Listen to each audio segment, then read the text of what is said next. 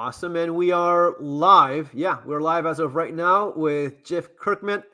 It, I always get it wrong. I say Jeff Kirkman. It's Jeff Kirkham, right? Yeah, Kirkham, Kirkham, Kirkham. Kirkham Okay. works too, whichever. Yeah. Cool name. It sounds like a little bit of Captain Kirk going on there. A little bit of a. Are you a fan of science fiction and that sort of stuff, or not so much? You know what? I love reading science fiction and Mm. fantasy. Like when I was a kid, I wrote, I read a bunch of that sort of Shannara and Terry Brooks and Oh all of that yeah. stuff. If some of the listeners know that stuff, so that really started. But I also started reading nonfiction when I was about fifth or sixth grade, like Yeah. G. Gordon Liddy. If there's some of the older listeners, he was an FBI agent under the Nixon administration. I read his book, his autobiography, Will.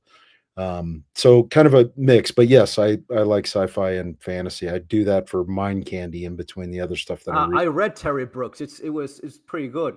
I read that Dragonlance, a bunch of others. The Isaac Asimov, the Foundation series. I don't know if you read that. That's pretty good too. Yep, Isaac Asimov Yeah. and Heinlein and Edgar Rice Burroughs. I read all of the original Tarzan novels, which Oh, is, if you haven't read those, I mean, they're fantastic. And then I even, I read a bunch of Louis L'Amour too. That's Western gunfights and stuff like that. That probably set the stage of who I became later on in life, I'm sure. let's talk a little bit about that for guys that. Well, Jeff, you've been Army Special Forces. Is that correct? Yeah. So I was a Green Beret for 28 years, and then intermixed in that. So I was active duty, and then I got out and I was in the reserves as a special forces, and then I was a police officer. I was law enforcement for a chunk of that. Actually, I was a Drug Enforcement Administration special agent for about 4 years, and then the war kicked off, and I ended up going back to do active duty stuff on the special forces side, and ended up uh, 13 years.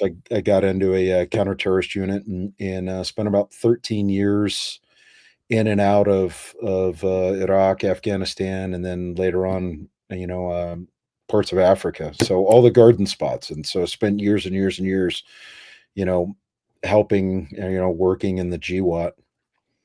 Yeah. So you've been in Afghanistan. How was your experience over there? That was my experience. What's funny is, so I've got some buddies that are Afghans that Hmm. came over, and I live in Utah. And it's interesting where we're at in Afghanistan is it's almost exactly like where we're at in Utah. And even the Afghans that come here, You like it? they're like, wow, this is just like, Hmm. Kabul. Kabul is in kind of a valley and surrounded by mountains, give or take. And we're about the same latitude. So there's four seasons there. I mean, it gets a little bit hotter in the summer there, but Hmm. and it's just like the Salt Lake Valley. Salt Lake Valley is, surrounded by mountains and so snow and the four seasons and everything. So we love it. My family is some of the original settlers that came here. I only lived here for a small amount of time when I was younger, and then I lived all over the place because of the military. And then we just moved back, and so yeah, we love it. Love the mountains. Love the four seasons. Awesome. Yeah, I would assume that after so many years of working together and the cultural assimilation for those guys, they must have become very Americanized. Would that be a correct assessment, or am I just Yeah, they have. Yeah, I mean, a lot of them kind of stick in their own cultures a yeah? little bit because of the language barrier and whatnot. But overwhelmingly, a lot of these guys, and it's not just the Afghans. I mean, we Hmm. see this with other Anyone? cultures too. But Hmm. they get to the U.S. and they're like, "Holy cow! Life in America is complicated."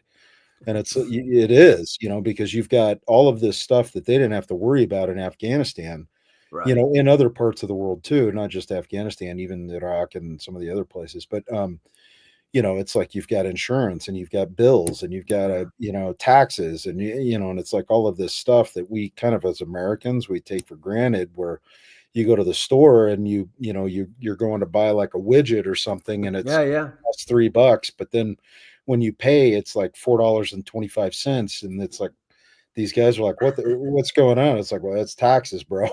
So That's crazy. That because it's the as far as I know, it's the only place in which you pick something at a price, and then when you go pay, you have to pay a right. tax. So you would have told me, tell me straight away how much it is. Don't. Yeah, exactly.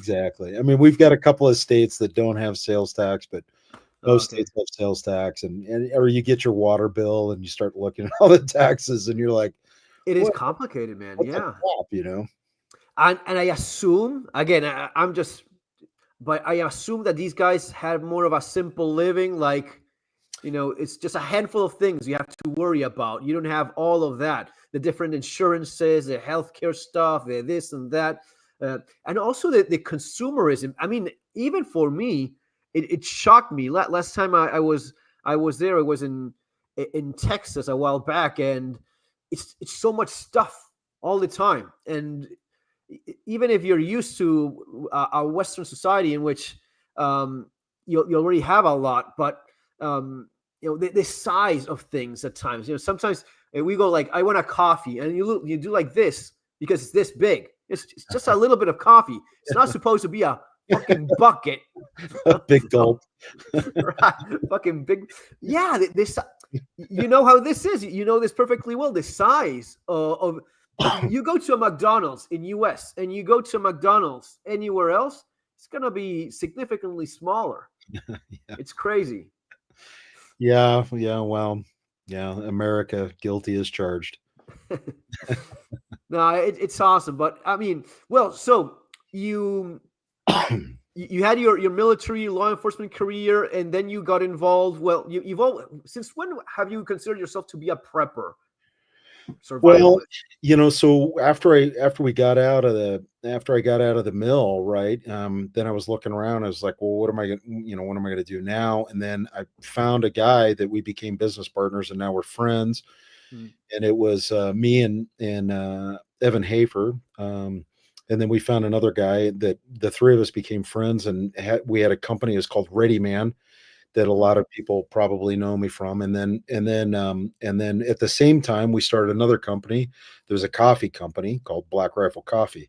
Yeah, So so Black Rifle, I mean, a lot of people have heard of that. So that blasted off for the stratosphere. And then Ready Man has continued to move along and grow. And we actually transitioned as we did that. And then I had another company that I was running that was for my tourniquet. So the RATS, the rapid application tourniquet. hmm, We were selling that thing all over the world. And I mean, we've got a few hundred saves now with that company. And then that company, I sold it. And then I left, I exited Black Rifle several years back, sold the tourniquet company, and then I rolled and I kind of looked around. I was like, well, what am I going to do now? And I was like, well, I'm going to go back to school, because I've always said, if like I had, means and time, given my druthers, I'd just go back to school. I love to learn. I have a very curious mind. And so it was like, well, all right, I'm going back to school. And as luck has it, there's like a school for nursing, like 7 minutes, literally 7 minutes from my house. that's And, nice. and then it turned out it was like COVID. So COVID was so everything was online, which there was some trepidation there about stuff being online, but Mm. it was phenomenal. Like, I could walk downstairs and get my office where I'm at right now and sit in my classes. It was a fantastic education, especially considering that COVID was going on, and I could look and see things and ask smart questions, and protect myself and my family. And it's, we were talking prior to the show, it's the natural evolution of stuff. So me being I'm a prepper at heart, and that dovetails great, fantastic into being having been a Green Beret. And then so we wrote a series of books called Mhm. the Black Autumn series. And it's a post-apocalyptic fiction that's in there. And it's kind of a funny story, but of how it even began. But we wrote it. And so there's Black Autumn is book one, and then there's novellas. So there's Travelers. So there's Black Autumn, Travelers, Black Autumn, Conquistadors, Black Autumn, Last Air Force One. And then book 2 is Blood Spring, and then it has novellas, and then book 3 is White Wasteland, and we finish there. So there's 9 books total in the series.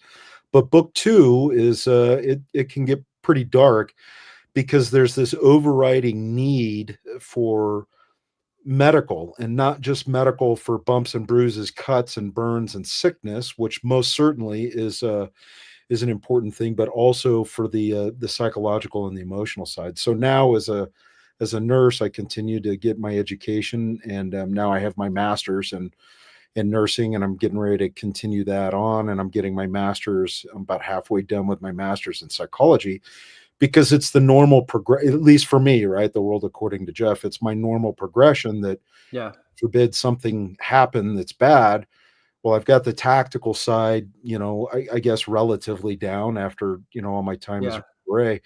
And now I'm getting the medical side as well. And it's fantastic because I, now, as a Green Beret, not a lot of ways I can serve my community, my family, and and my neighborhood, right? I mean, it's like, how often do they need somebody to walk around the neighborhood with a gun? Yeah. But now, because I've learned musculoskeletal and a bunch of this other stuff, we get neighbors and friends and family and community that come over all the time, and I help people out, and it's very rewarding. And then I started a personal wellness retreat called Mustang Medicine with another guy, and we've been doing that for about 3 years, and we've really helped a bunch of people, veterans, first responders, and just regular people, to learn different tools and techniques and practices for regulating the nervous system and helping them be better. So it all fits into that, the roadmap of Jeff's life, Black Mm. Autumn. And so, Yeah, that's a critical aspect of preparedness that I feel is often the mental health aspect of this. The mental fortitude that I see is increasingly lacking in society. I don't know if you agree with me or not, but we are. I mean, I don't want to get all conspiracy theory on you, but I think it's by design. Weak people, easy to manipulate, easy to be swayed by the, corporations, politicians. They don't want to have a strong society. They want to have weak people. Weak men, weak women, easy to control. I don't know. Is that something that you kind of see as well, or not so well, much? if you don't think for yourself, it's easy to sell you a widget. You know what I Yeah, mean? If you don't think for yourself, it's easy to sell you a medical procedure that will then make you a lifetime member. Member meaning you're on a lifetime of pharmaceuticals to keep your life, balanced. So for example, we see it in the musculoskeletal clinic, and I don't mean to say that there's doctors and whatnot are malevolent. Obviously they're bad actors no matter where you go, and yeah, the medical world is by no means immune from that. But you get bad actors in government and police and business, and I mean, your neighbor may be a jerk too, who's a bad actor. And so that it's not specific to, I want to be, it's like, this isn't specific to the medical world, but there are certainly bad actors in the medical world. And we see it at the sure. clinic where I work at, where people will get surgeries, and it's like, oh my goodness, I don't know if I don't know if you really needed that, because you see some pretty tall tales that people were told Yeah. is what they need, and then they come to us because they're at the end of their rope. And so I think, as far as like what you're asking, I think I think what has happened over time is we've been conditioned, and it is conditioning, right? So it's a you watch a program at night, and that program at night is Yeah. programming you. Make no bones about it. And if you're not aware of that, you're susceptible to it. But if you go through life, and you look at that, and you're not thinking for yourself, and it falls into our culture, right?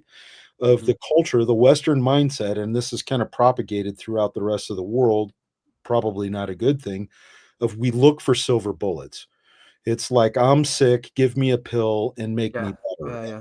And that pill is the silver bullet. I have I have something going on. I'm depressed, and so I Mm. need a pill, or I've broken, I'm sick. I need a pill. I have a cold. It's like Mm. we're talking like COVID, Yeah, right? It's an yeah, yeah. example of like, give me a pill or give me a shot, and this is going to cure all of my problems, only to find out that maybe it does, maybe it doesn't, or we're taking stuff or getting procedures when we really didn't need them. It's But like 40% of them. 40% of the procedures, according to the same medical organizations that do them, 40% are unnecessary. yeah, and It- it- so and I don't know the exact number, but I certainly see a bunch of mm, procedures that I'm like, oh, I don't know, that was pretty, because I stick in the mindset, and this is where me as a healthcare professional, right, where it's yeah. like I try to remind people as a nurse, and I'm moving into where I'm going to be an advanced practice nurse. As a nurse, we taught, we're essentially we're there for we're the advocate for the patient, and we're constantly telling people it's like, you've got to study, you've got to question this stuff, you've got to get a Mm, second opinion. yeah. Yeah. Don't take any doctors, and you want to go least invasive to most invasive. And Right. if you're a hammer, everything's a nail, right? So if you Mm, talk to a surgeon, and there are some fantastic surgeons out there, don't get me wrong. for sure. Yeah. If you talk to a surgeon, he's thinking, well, okay, I'll cut. That's Yeah. what he's thinking. And so that's where it gets on people. But we've been conditioned, right? That Mm, programming at night, we've been conditioned to think, well, it's just like, well, I'm going to get a silver bullet. And if that silver bullet is somebody's going to do a surgical procedure on me, that's going to fix my ills. And all of a sudden and that's the bright side of COVID, is I think COVID woke a lot of people up where they're like, I'm going to go get another opinion. What And was your take? What's your take on all of the COVID thing? What do you think really happened? Do you think the pharmaceuticals saw this as a massive opportunity for profit and went with it? What's your take? Without getting you into trouble with all of this sort of thing. well, did the pharmaceutical companies see this as a massive opportunity for profit? Yeah, You're just talking. That's the human yeah, condition, right? I mean, yeah. anybody anywhere is going to look at something and go, okay, how can I capitalize on this and make a little bit of money? So, or make a lot of money. Yeah, it, yeah, a it lot of. gets into, it's like, well, at what point was there lying and deception and all that stuff going on? Mm, That's open to debate, and I think probably over the next 4 years we're going to see more. some inquiries that are going to go on and say, what did you know when you were saying X, Y, and Z? Yeah, yeah, yeah. So whether for good or for bad. But it was certainly, I think the biggest thing that we learned from COVID is all of the pharmaceutical and medical, we'll set that aside. But I think one of Yeah. the biggest lessons we learned was, oh my gosh, government does not do a good Yeah. job when we just throw them the reins and say, save us. We have Mm, got to be personally resilient. We've got to be personally informed and educated and ask questions, get that second, third, fourth opinion, yeah. be our own advocates that are there, because around the world, government, like here in the States, right, the mayors Mm, and the governors, they did not handle the turnover of power. They did not handle it well. It was a mm, huge reminder of like, oh, in the United States, we had the founding fathers and this thing called the Bill of Rights, that's our civil rights. mhm. And we saw governors that they took that piece of paper and crumbled it up and threw it over their Yeah. shoulder. Insane. It, Crazy. and I mean, and now we're looking back at it, and it's like, hey, man, that's there for a reason. And just because you Yeah. think there's an emergency doesn't mean that you can crumple that thing up. So for me, I think a lot of people had opened their eyes up to, it's like, oh Mm. man, we can't throw the keys to the car to the government, because they will drive that thing straight off a cliff if we don't That's if they don't. crazy. Yeah. I mean, it goes against the Constitution to force someone to get treatment that they don't want to take. I would assume it would be pretty obvious, right? Well, You're that's actually is international law of right. any medical procedure, Yeah. by forcing or coercing somebody, Yeah. or misinformation for them to do any medical procedure, whether this is, I mean, getting a piece of skin cancer off yours. Forcing anybody to do that is against. I mean, this is one of the lessons from World War II, right? The Nuremberg trials, Yeah. where Correct. it's like, hey, you cannot force anybody to get a medical procedure. It's unethical, it's immoral, and it's illegal. Right. And they would go with this thing of, well, it's not just you. You're making you, and with that, it is so dangerous to walk that line, because the idea of, well, if I'm not able to force you, then you could get someone else sick. Then you have no freedom whatsoever. You're just part of a colony, like a freaking bee, if we Yes, start thinking that way. You yes, know? yes. It, it and it happened in some countries. In Germany, you got fined if you didn't get the vaccine. Mhm. Uh, in Only in to only to find out a big chunk of their health administration didn't get, yeah, didn't get it. no, They got normal saline and said, "We got it." I they was got it. And, and oh, and then, for example, it's crazy. In Spain, it was they couldn't even force people working in hospitals to get it. They were like, well, you're working in a hospital, you have to get it. It was, no, it's against the Constitution. Oh, but we really want, but you can't force people to get it. Sweden, man, the health minister of Sweden, that guy, I remember him till this day. I remember his speech about, well, a lot of people are gonna die, but it is basically like kind of like a flu. And the guy was like, everyone was treating him like as if he was nuts. It was like this hippie ride a bicycle to job kind of lefty that you wouldn't have given any faith whatsoever. But the guy was super solid as of, no, we're not locking anything down. Are you crazy? No, I mean, yeah, sure, people will get sick, but when don't people when is it that they don't get sick? And the guy he was right there. He knew perfectly well what he was talking about. He was right, for but he the was most treated like a crazy person. I don't know what happened with him. I guess he was not fired, but man, that was not common during those times. It was. I mean, it was like there were these little islands of sanity that was going Yeah. on, and then some of the places, like I mean, New Zealand was just like, oh my Oh goodness, yeah. they went to New Zealand and Australia. That was, Yeah. that kind of broke my brain. Where it's like how quickly. I mean, you look, I wasn't in Australia or New Zealand, so this is the Yeah. outsider looking in, right? But Sure. Sure. Sure. reading the blogs and stuff like that, I was like, oh my goodness, you guys have gone full tyrannical. Well, it kind of aligns with the policies that they have in general. It aligns with their politicians. I mean, these are the same places that restricted gun rights completely, almost. So it kind of makes sense. Absolutely, right? Yeah. They're kind of used to that big government that tells you, orders you what to do, or so. Yeah, I guess it makes sense. How are you with the election? Did you suffer until Trump won? I assume you voted for Trump. Correct me if I'm wrong.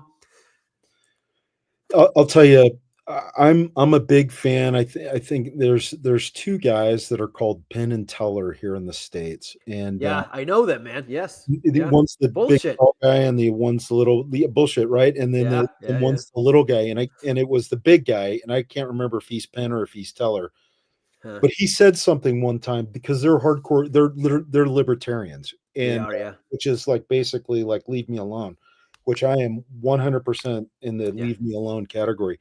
And he said something interesting one time that has just stuck with me. He said, before we make laws to restrict, let's look at ways that we can get rid of laws and open up freedom to Yeah. people and see if that doesn't fix the problem. And that's really, that's that libertarian mindset, not the liberal Mhm. mindset, but that's that libertarian mindset that really has stuck with me. So back to your original question, what did I think about the election? I was not happy with the administration that was the quote Mm. unquote in power, the administration that was in the White House, because it certainly felt like they were ratcheting down on the liberties and freedoms of the American people. They were Yeah. not providing more freedom and whatnot. And so, the big turning point for me was RFK, and it was a couple years ago. I knew who RFK was, and I saw that he was gearing up for political office, and I was kind of like, I've heard some crazy stuff about this guy. Hmm. But then I saw him on Joe Rogan, and Yeah. when I think it was like 2 hours, and it was listening to RFK, and I was like, "Oh my gosh, this He guy, makes sense, right? he is articulate. Hmm. He is reasonable. He's rational." I was like, and he's not saying any of the crazy stuff that I've been fed by mainstream media, Yeah. shocking, right? And I was, and for me, I was like, this guy's not an old school Democrat. This guy's a libertarian. He's Hmm. about, he's got some environmental stuff that he goes the edge. But then he explained that in Rogan, Hmm. where it's like, well, yeah, he talks about the Hudson Bay up in New York was so incredibly polluted at one time that the water caught on fire. That's So put that insane. into perspective, right? I mean, the Yeah. United States of Water burning. was so incredibly polluted that the thing caught on fire. And as a little kid, like I was born in the 70s, right? As a Hmm. little kid, I remember there was this very, very famous commercial that was on TV when I was a little kid. And it was this guy, he was an old American Indian, and he's Yeah. looking at the freeway, and it's garbage everywhere that's on the freeway. And there's a tear Yeah. It's on his crying. Yeah. Yeah. he's crying. When I was a kid in the 70s, that is absolutely true. Hmm. The sides in the middle of the highway, they had trash all over Yeah. the place. Like if you've ever seen the funny show called Anchorman with Will Ferrell, and Yeah. there's one scene where they're walking across the park and they're eating sandwiches and they just throw the garbage down on the ground. That was Yeah. America in the 70s. Right. 100%. So now it's like, and I remember the Platte River in Omaha, Nebraska was, I mean, the thing was like this nasty greenish orangish color because Hmm. all the crap that was just getting dumped into it. Yeah. So for me, remembering that and then listening to RFK, I was like, I like this guy, man. Yeah. I can get behind this guy. And so to answer your question, and he's a big advocate of basically getting rid of about half of the bureaucracy that we have in our government that's causing problems, because it goes Hmm. back to how do we create freedom, and then tying that into COVID. Well, what happened during COVID? Well, they kept coming up with all these mandates, mask mandates, and Yeah. 6 foot away from other people mandates, and you can't run your business mandates, and like all of this other crap. Unless you're an actor. If you're an actor, you could work. If you're someone, Exactly, right. And so now all of a sudden, well, a mandate's not a law. yeah. In the United States government, we've got the legislative body that are the ones that are responsible for establishing those laws. So these mandates, like from Fauci and all these other people, they're like, oh, you have to do this. This is a mask mandate. Well, all of a sudden it's like, well, a mandate is not a law. The legislator, the Right. people that I voted for, did not put that in there. Some bureaucrat put that in there. So, well, how does that tie into RFK?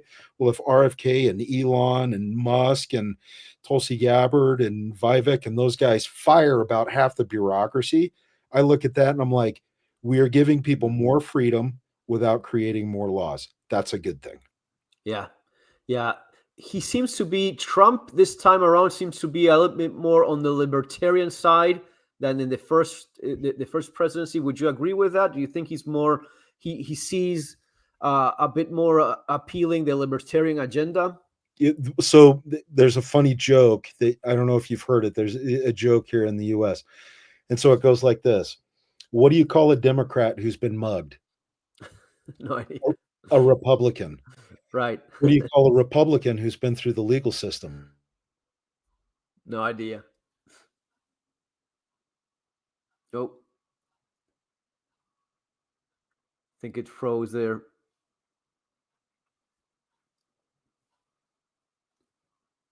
Oh, halfway through the joke, man.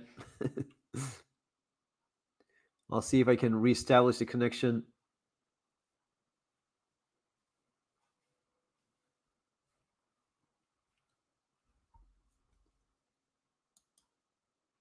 Check it out again. Man, halfway through a joke.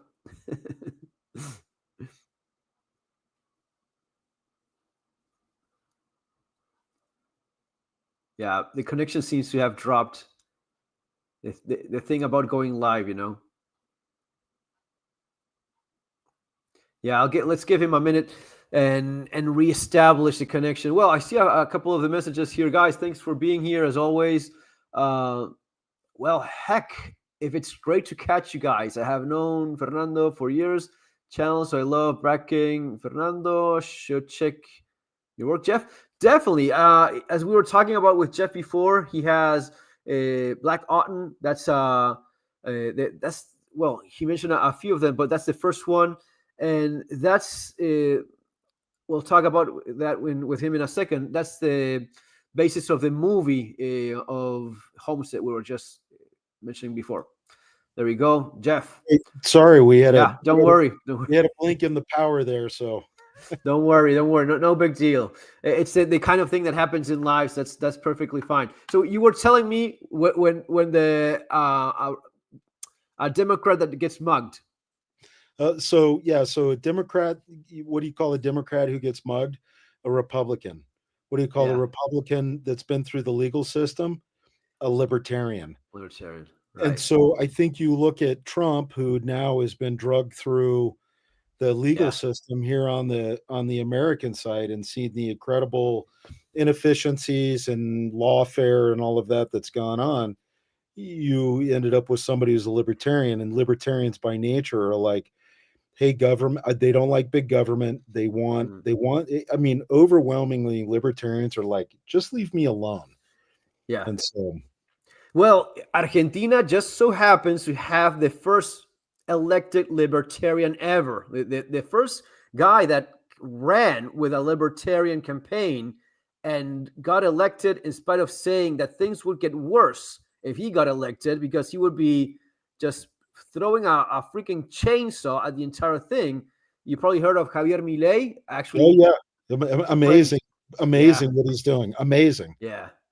And he seems to be pretty good friends with Trump and Elon Musk. And I hope that they copy some of the things he's done, because I think it's the way, man. Smaller government. It's not anarchy or lack of rule, because as we were saying before, you need some regulation in terms of, no, you can't contaminate the water. Well, what are you doing? That's not climate change. That's you dumping chemicals because you're cheap and you don't care about anyone else. No, you have certain rules, but I mean, the oversaturation of regulation on things that only benefit the people that are friends and lobbying, that's the kind of junk you need to get rid of so as to have freedom, right?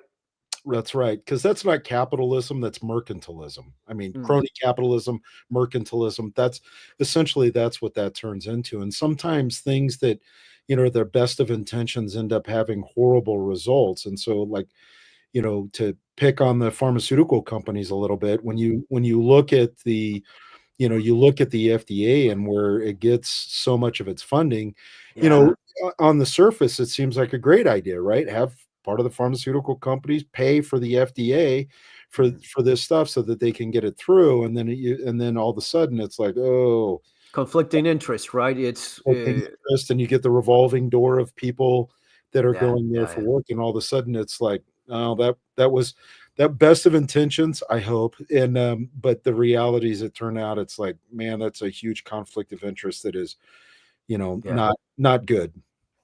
I like what RFK said. I don't know if you saw his video of "Make America Healthy Again" with all of the food that it's not allowed in many places.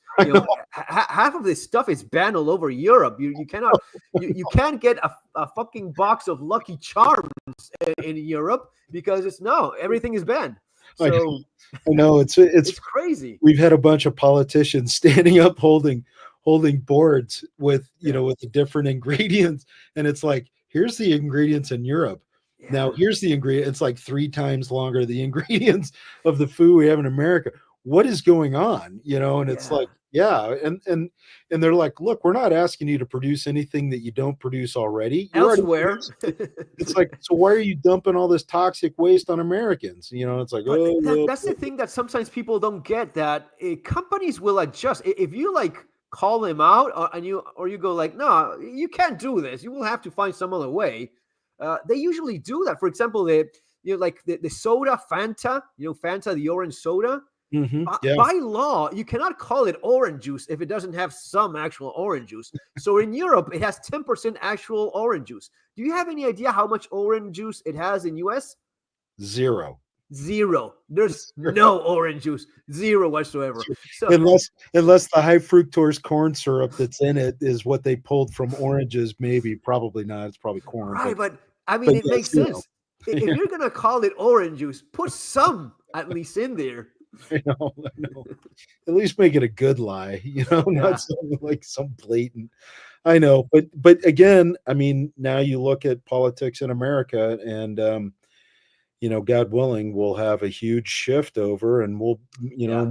that's the biggie with. I mean, and for me, you asked, who I was looking at, and Mm. RFK was a big turning point for me, where it was just like this guy is super reasonable, and then Yeah. and then when he Yeah. joined, they all joined forces. I mean, look at half of the people. Well, I can't say half, but half of the prominent people that are on Trump's side. I mean, Trump used to be a Democrat, and Elon Musk Right. was a Yeah, true. Democrat, and Tulsi Gabbard was a Democrat, and like now all of a sudden, they're over on the Republican slash. I would call them more of the like the unity slash Libertarian Party. But so a lot of hope that it will help clean stuff up, because again, going back to the prepper side, right? Yeah. If you're starting off already sick and already inflamed and already messed up because of the very foods that we're eating, man, Yeah. Yeah. now if there's a calamity that happens, we're starting off behind the eight ball. And that is, I tell people all the time, it's like the time to prepare is when times are good. Hmm. Don't think you're going to prepare like in the middle of the pandemic or in the middle of whatever that's going on. Yeah. The time to prepare is when the economy is good and when things are good. And that's the time that you spend the time that you work on self, so that you get stronger, you get your eyes fixed, you get your, a Yeah. toothache 150 years ago would kill you the same as a bullet. Hmm. A bullet was Infection probably and yeah. infection, right? Calvin Coolidge, president of the United States back in 1920, president of the United States, son died from a splinter because That's he was crazy. he was playing tennis and he got a splinter in his foot, got infected, went septic and killed him. So it's stuff like that, which is part of the reason why I'm in the health industry and learning this stuff. But that's also, it's like the time to prepare is now. Get your body Yeah. strong now. Clean, detox your body. The most cost effective and lightest prep you can have is knowledge between your ears. Hmm. So it's like if you got the extra cash, man, get yourself educated, learn a new skill. And it could be a hobby or something like that. But all of a sudden, now if things run into problems, you have a skill that you can trade or that you can feed your Yeah. family or you can keep things alive. And you saw this in your book that Hmm. the people that, I remember very distinctly you talking about the people who have the skills when the money falls apart or you don't want to walk around with money, but you Hmm. have skills that you can trade, so that you can feed your family or protect yourself and your family, man. And that's about as light and a valuable of a prep that you can have is the stuff you put between your ears. Absolutely agreed. And what you were talking about before about the mental health. One of the things we saw in Argentina was a lot of people that simply crumbled under pressure. They're saying that pressure makes diamonds. That was General Patton's.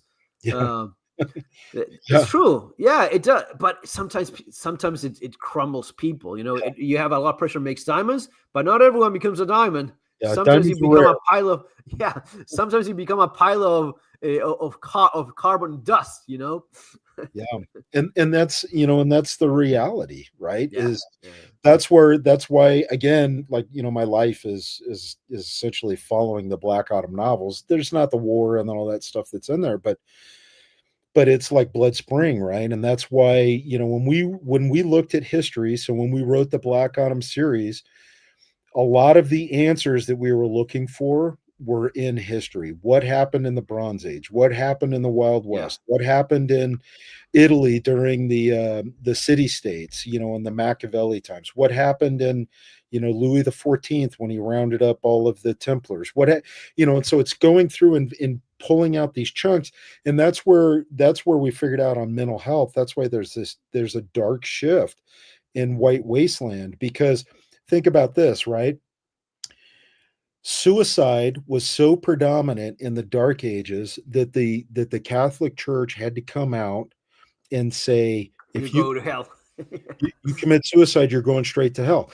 So now, so extrapolate that piece of information, right? If you think about it, because what is power?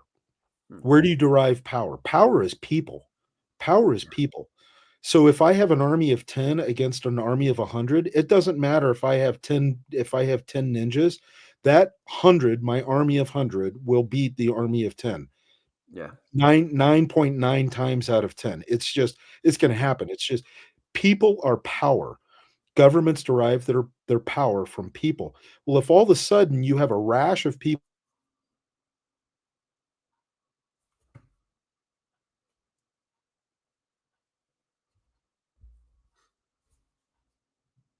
Yeah.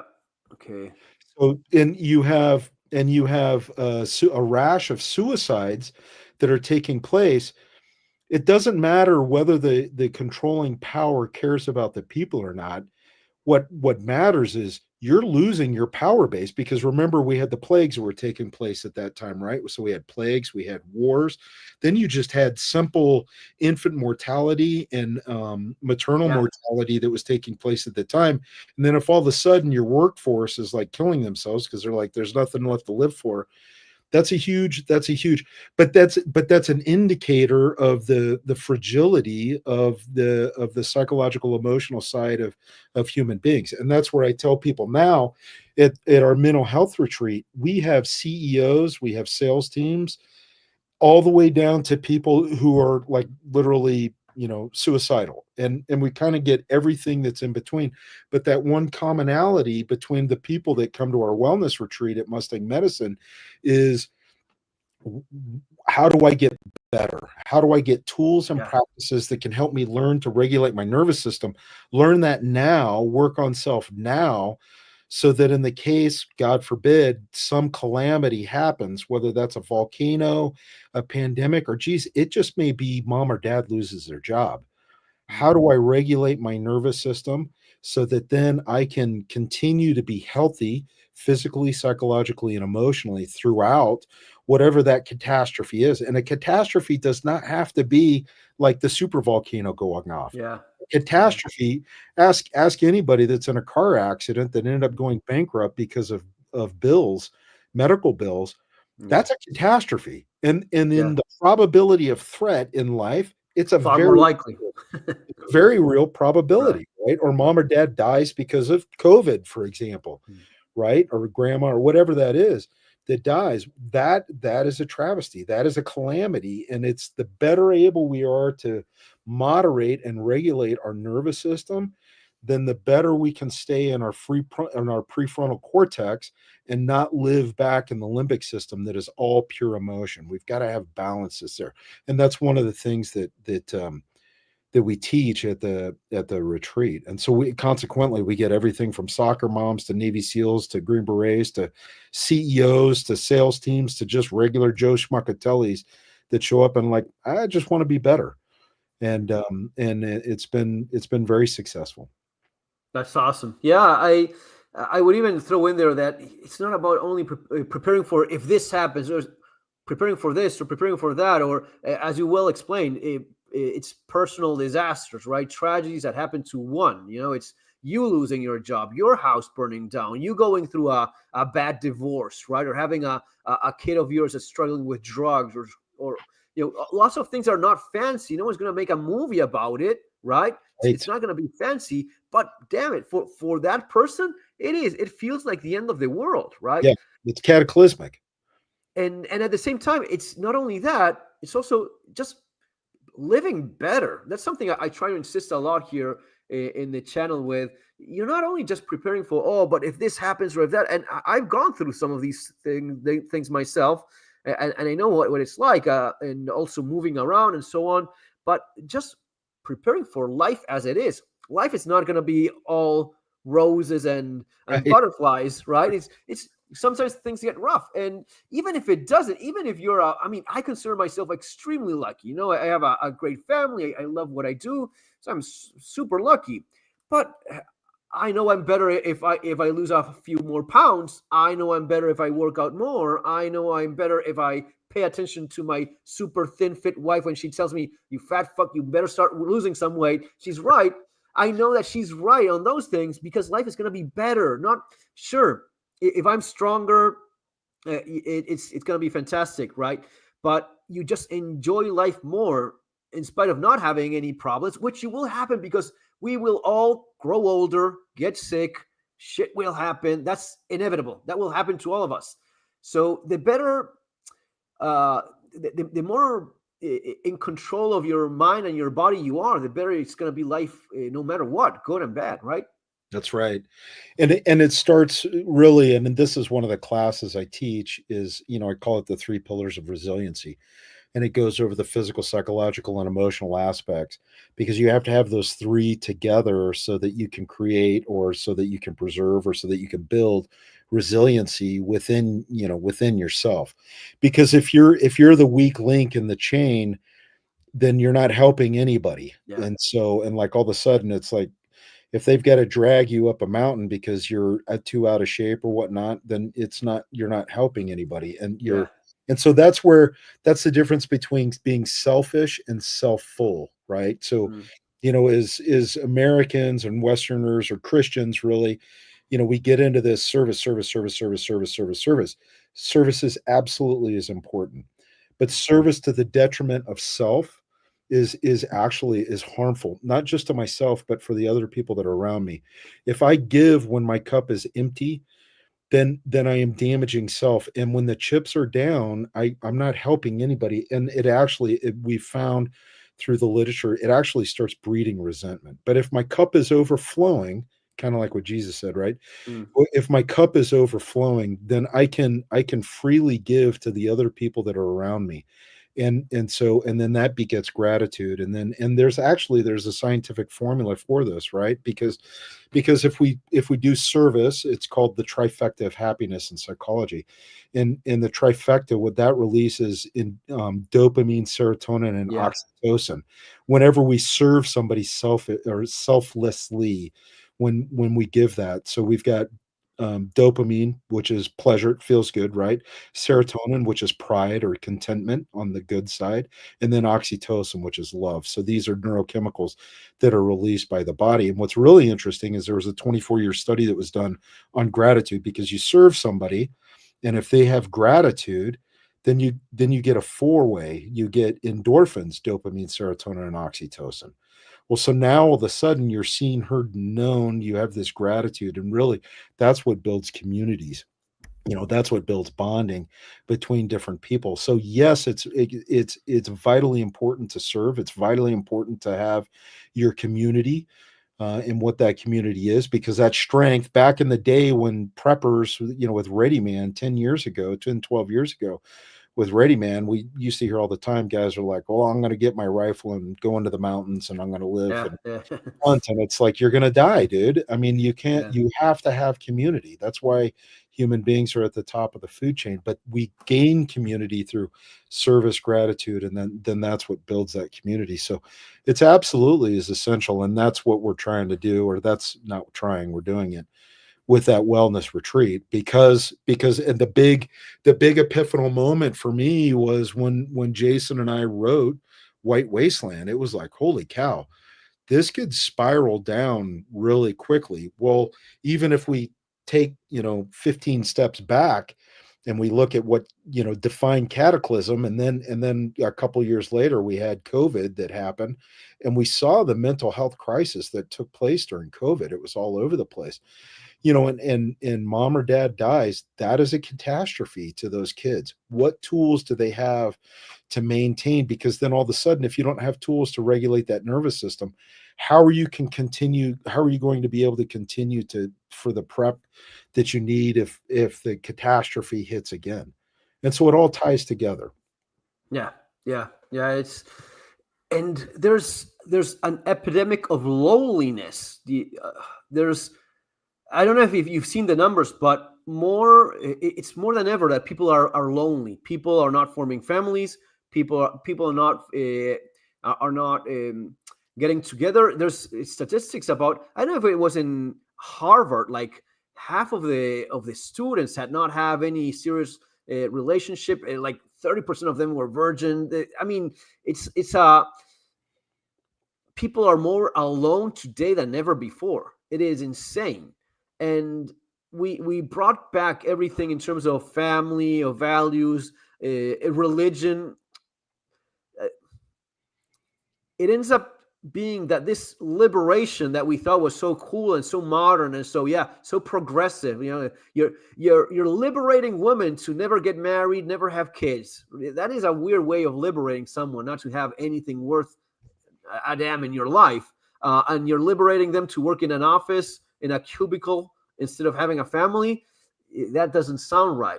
But that's after so many years of promoting that way of life, we have people that are alone. Women don't want to marry guys. Guys are fed up with getting destroyed in divorces and having problems with their families, with their exes, with their kids.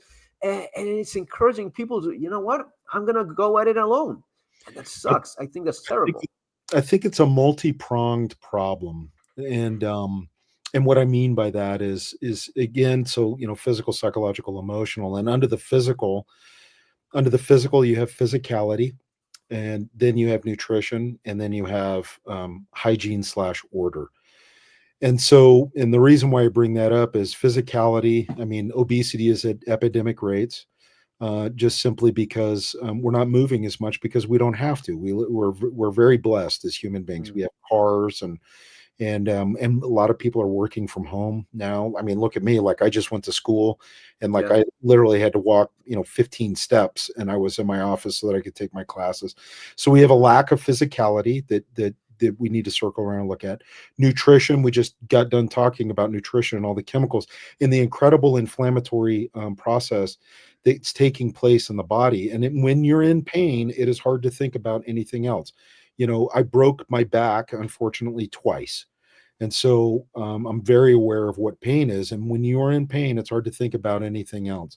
And then you have order, right? And so now all of a sudden, if we're not leaving our house because we have this perceived connection with people, because, we have this, Go online. Yeah. this miracle device right here that I can call people all over the world and talk to them, but it is not the same. We talked about dopamine, serotonin, and oxytocin. What's really interesting is serotonin and oxytocin, we know exudes from our body. And so what happens is, if oxytocin is the love neurochemical, well, when I get close to people that I'm bound to, like my wife or my kids, oxytocin actually exudes from my body. Or if I'm doing something that instills pride or contentment, serotonin actually exudes from my body. So it's actually infectious. But the problem is we developed over however many thousands of years with that way. But now we've removed ourselves from, like, all of a sudden COVID, right? Stay 6 feet away from people and cover your face up with a mask. When 70% of communication is facial expression. Now we lost all that. And so now we're talking to people. All we're doing is talking to people this way. And so we removed that from people. So I look at it and it's like, well, no wonder people don't want to get married, because they've lost connection. Their bodies are inflamed with seed oils and with chemicals that are running through their body, and the lack of the exercise. And then all of this gets in this vicious cycle, because on the psychological side, we're losing those neurochemicals that we need, serotonin and this thing is nonstop dopamine. So it's a quick, easy dopamine fix. Well, that's not the way that we evolved. And so that's where it's like, so that's all of a sudden it's replacing us going outside and meeting other people and whatnot. So I look at kids today and I'm like, man, you guys have got a seriously difficult task ahead. And parents, like for me, like I'm an immigrant to the internet, right? And so that's where for kids, it's like, and I worry about this with my kids because I have young kids, right? And it's a constant thing of like, man, I'm trying to balance that. You've got to embrace the internet because they've got to learn that, because that What do you do with them? Do you allow them to have cell phones? Are you looking at a specific age in which they can have the social media thing and the social networks things, or no how do you manage it no with social media until they're 16. My yeah. wife and I we're very firm on that. No social media until you're Hmm. 16. They don't have cell phones, because now we've got the data that has come out over. Who was the guy Hoyt that wrote Anxious Generation, and It's then doing terrible, man. research on that, and it's, do they have access to computers? Absolutely. Yeah. Well, Hmm. my son is taking classes, and one of my sons is taking classes and stuff like that, and and they do schoolwork and stuff like that that's on there. But it's no social media. It's kids YouTube and whatnot, because obviously there's a bunch of crap on the internet. There's as much good there is bad, and so it's Yeah. and so now that the onus is on me as a parent to make sure that, hey, that I'm regulating that and watching and making sure that they're watching good and uplifting stuff that's on there. But it's also a tremendous advantage, right? Mm. Because the curiosity of my kids, they ask a question, and I can go, now I have a life lesson that I can tell them, because if I don't know the answer, I can go, I don't know, but here's my phone, Google that, and let's Mm. find out the answer. And so now they're learning, and then they're learning a way to that they can be self-sufficient, because it's like, oh, I can look for answers on this miracle device here on Google or whatever, to find out what that is. So, but it's not easy. I mean, parents right now, it's not easy. Man. It hasn't been done, right? So Yeah. we're making it Yeah. up as we go and trying the best that we can with the information as it comes out. But that's where, for me, being in the health field, I am a voracious reader. I read nonstop, and I'm blessed because I enjoy doing that anyways. Hmm. But for parents that have regular jobs or something like that aren't interested in that, man, it is a tough. It's a miracle time to be alive, but it's also an incredibly difficult time to be alive. Yeah, we thought that it was just you're going to access information when in fact a lot of it's I think it's more that it's more what they put into your head through the different mechanisms that they have developed so efficiently. I was just watching a documentary. I think it's called Buy Now or something like that about consumerism, how you're constantly being bombarded into.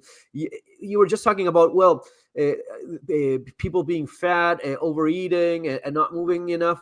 I think you're also constantly being bombarded by, yeah, eat this, eat that, this new candy that has this bright color. They study these things. That what color is better? Is it better if I bombard you with orange, with green, with yellow? What kind of yellow specifically makes you buy more? It is crazy. The So science behind it, it's tremendous. we had a gal that came through the retreat, right? And she is a therapist counselor now, so she works in the mental health field, and she came to the retreat because she was like, hey, I've heard about you guys, and I want to learn what you guys are doing. And it was interesting when I was talking to her at one point. She's in her 70s. At the time, she was 72, I believe. Well, she had gone to Berkeley, University of California, Berkeley, and her original bachelor's degree was in nutrition. And it was just after the class that I give at the retreat where I talk about nutrition and how it's affecting people and whatnot. And she goes, the stuff that you said, she's like, it's absolutely true. So this is where it's like, if you talk about like food affecting your brain and addiction and Mm. stuff, and people are like, that's kind of conspiratorial. It's super true. Listen to this story, right?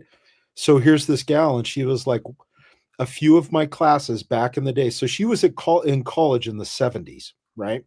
And she was like, and as a nutritionalist, the only place you could get a job was with big food in America, the big Right. food corporations.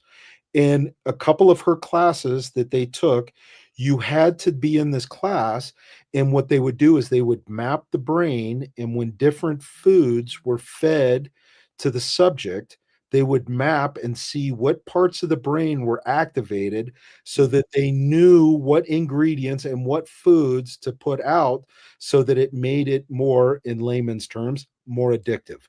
Yeah. So so here's the gal, and she was like, it was just accepted. That's what she was like, and you had to go to this class because you're going to get a job with, with big food. And she was like, it's not a conspiracy. It's absolutely true. She was like, Yeah. I went to the classes. And Yeah. Yeah. so there you go. And so what you were just saying, absolutely true. And parents today, I mean, you're fighting, I mean, disinformation, the whole food pyramid. We now know that the doctors got paid off Yeah. to say that worked. And it was The probably, glass of water, the glass, instead of having a glass of water in the food in the table, the little drawing that they have of eat this much cereal, this much this, and yeah, instead of having water, instead of having simple water, they had a glass of milk. Who in his right mind thinks that uh, instead of drinking water, you should be drinking milk? That makes no sense whatsoever. It's well, insanity. the big problem. So whole milk, I'm a fan of whole milk, but it's interesting. Right. I got hit. I had a buddy, and we were sitting around, and somebody got some 2% or some skim milk, low fat, Yeah. right? And he looked over and he kind of chuckled, and I was like, I can't remember what the guy's name was, Bob or something. And I was like, what's funny? And he was like, if you guys knew how skim milk and low fat milk was made, he was You like, wouldn't touch you it. would touch it. And I was like, educate me. It was fascinating. He goes, yeah, we pull the fat out Yeah. and then we dump sugar back into the milk.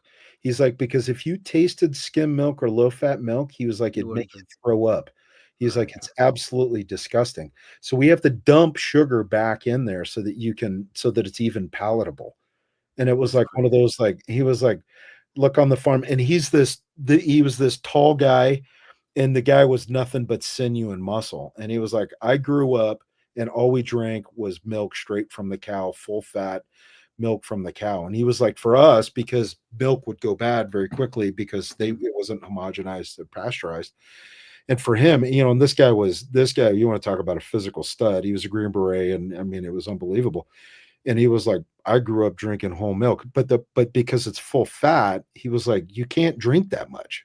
It fills you up. Yeah. And it's Yeah. like, and especially raw milk. If you've ever had raw milk, you have a glass of it, and you're like, It's thick, right? It's a lot thicker. it's a little bit thicker, but there's Mhm. something about it that you have a glass of it, and you're like, gosh, I feel like I just had a meal. I can't. I Well, want. I have a story for you with milk. I have 3 kids, and my oldest kid, he nearly died. This was back in Argentina. So I took him to the pediatrician I went to. This was an old school pediatrician, one of these old guys, one of these old doctors. He was like director of a big hospital, so a guy with all of the credentials. Um, and he was like, you know what, mom, telling my wife, feed him just normal milk, right? Just um, first 6 months breastfeeding, then just normal whole milk, right? And of course, during 6 months of being breastfed, a kid is the healthiest human species you can find. There's nothing better. All of the big pharma lies about formula being just as good are all lies. Yeah, It, not it, it, true. Not it, true. it, it is, Jeff. It's fascinating. It's not only the breast milk that is perfect for that child. It's the mechanics of actually breastfeeding that he starts sweating because it's a lot of effort, and Mm. there's a process in which some of the more greasy milk, he has to work more, and it brings all of the respiratory system exercising. It's really It's a miracle. fascinating. It's Yeah. really is a miracle. It's much, much more than just breast milk itself. Yes, absolutely. But in the 60s, if you look up the YouTube video of how to feed a baby from the 60s, it is, mom, you prepare the formula, you put the bottle, and you do this, because it was considered like savagery to breastfeed a child. Yeah. Are you an animal? Are you giving your breast like an animal? No, you have to get the formula to the kid. It's insane. But look, going back to the story, so my kid was doing fine, 6 months old, and he starts um, my wife, she naturally felt the instinct to no, just continue breastfeeding, but following the doctor's orders, that just going with milk. He started not feeling well. He started to eating less and less and less, and of course the milk. And no, he was drinking the milk just fine, but it would happen that maybe when he was like year and a half, 2 years old, he was always skinny. He was always, not eating a whole lot. And every once in a while, he would throw up, which is babies throw up. There's nothing unusual about that, right? And eventually it got so bad that all of the gastroenteritis, inflammation, all of that, we didn't know what to do. And time and again, we were like, well, maybe he's lactose intolerant, right? And we would not. No, he drinks milk every single day, so he's not intolerant to milk. And we went with all of the possible experts we could find. We took him to a number of. No one could finally put the finger on what it was until we ended up with this, the crazy detective doctor that was, look, I'll figure out what it was, like Dr. House. The dude was like, I'll do everything to this kid until I actually find out what the hell it is.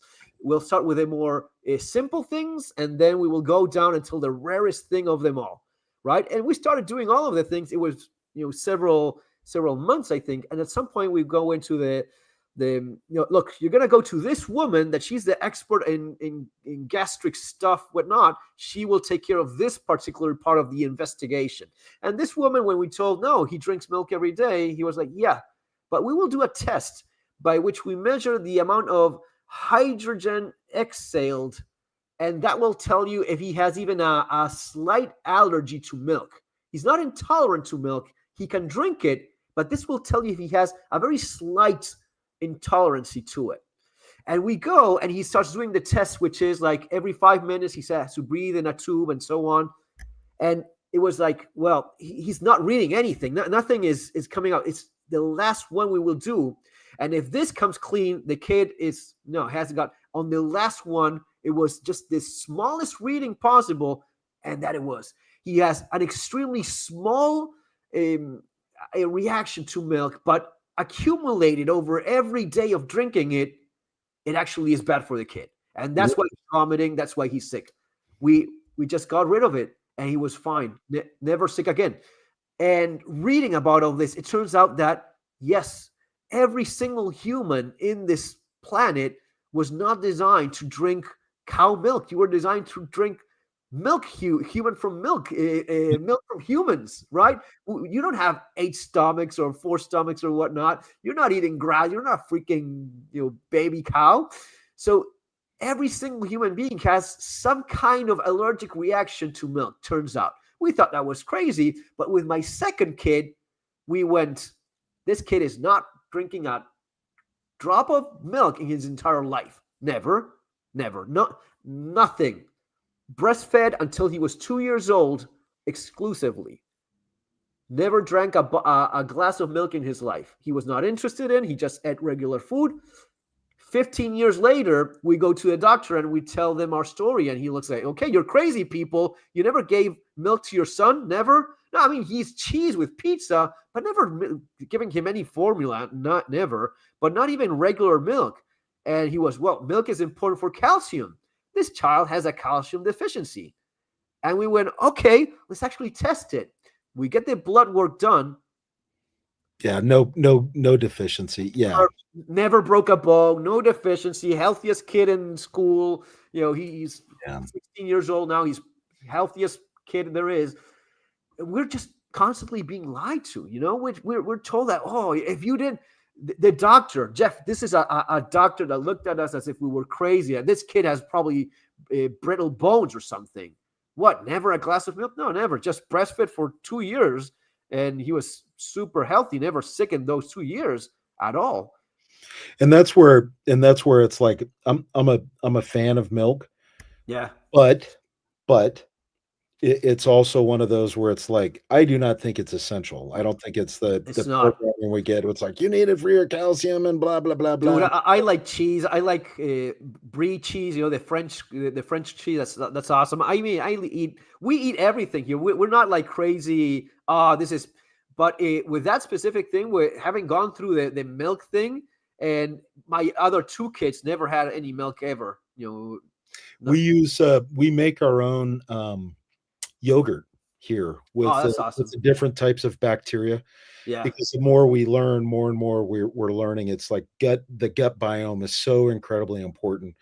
And so we actually, it's a certain kind of milk from a cow, that's the genetically from Europe, which is easier for European descent people to, it's easier Yeah. on the system. But then we add the bacteria that we want that matches pieces and parts of the bacteria in the gut, and then we make our own yogurt, and that's our biggie, that we do that. And it actually, it's been surprisingly good in a noticeable way. It's I mean, but again, it's like the more we learn. That's one of the big problems with modern food, with All a processed, all processed. process Uh, kills. our RFK, he was talking about in that Make America Healthy Again. He was talking about a yellow orange, yellow colorant, like Yeah, yellow yellow dye. six. Yeah, yellow Yeah, dye 6 or something like that. yellow dye six. That thing, that's what Americans use in all of their cheese. If you're used to like cheese from Europe, cheese is naturally white. It's not orange, right? Mhm. It's not. But they put it because it's been so long that people associate that color with good cheese. Oh, it's good cured cheese. And yeah, if it's cured cheese, it will have more of an orange-ish color, but it naturally doesn't look like candy orange, it that's not the color of the thing, and it blows your mind, and they added to it. So it's how processed it is, it's how much color and other junk they add. It's wild how all of these things combined Funny, make. I'll talk to some of my friends that are vegetarians, and I'm Yeah, like, well, where do you get your protein? And they're like, well, I get it from soy. And I'm like, you realize that one of the most processed foods that it's you can eat poison. is soy? And they're like, what? And it's like, yeah. Soy is a protein, and then Yeah, soy is an oil. I was like, they have to refine it down so much because human beings can't consume it. It's toxic. And so it's it's like, horrible. so you're supposed to be in love with the earth and all this stuff, but it's incredibly processed. It used to be a thing that you would feed to animals. Cattle would eat soy made, like those little pebbly things. Argentina is one of the largest producers of soy, but the grain was mostly sold to China for their animals, right? And then they realized that, well, we can actually process and bullshit people into having a veggie burger. you know, it's poison. Go eat an actual burger. It's going to be 100 times healthier than Yes. eating that It, garbage. it's funny. We started cooking with beef tallow, and Oh, recently, like, I fried some eggs in beef tallow, and I called my kids. I was like, "Hey, here, try this egg that I made." And they were eating it, and they're like, "This is the most delicious egg we've ever had. What did you do?" And I was fat. like, beef tallow, and it's like everything.